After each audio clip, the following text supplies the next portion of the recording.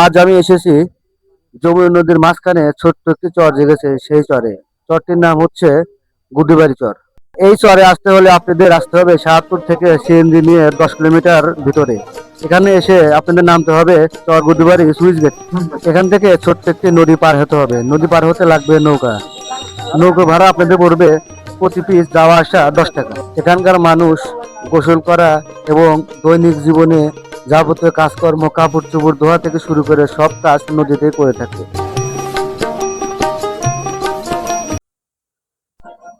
নৌকোতে নেমে আপনাকে কিছুক্ষণ হাঁটতে হবে। হাঁটতে যাওয়ার রাস্তায় সামনে পানি পড়বে।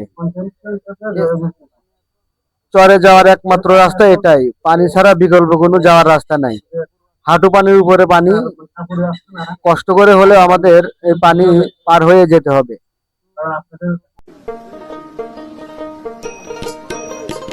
অনেক কষ্ট হয় আমাদের, কিন্তু আসলে খারাপ লাগে কখন, যখন আপনারা ভিডিওটা ফুললি দেখেন না এবং একটা লাইক করেন না, কমেন্ট করেন। এই দেখছেন, এটা আমার বর্তমান অবস্থা।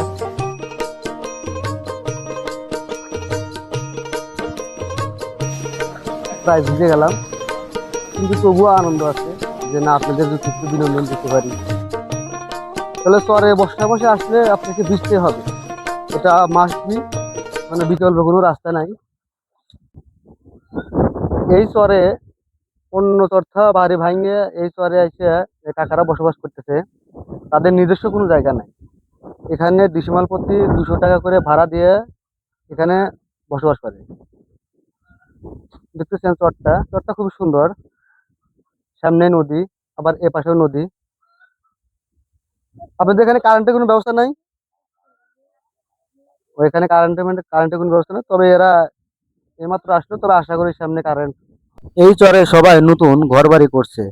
তারা আগে যে চরে ছিল ওই চর নদীর বুকে ভেঙে গেছে। এখন তারা এই চরে নতুন ঘর বাড়ি করছে।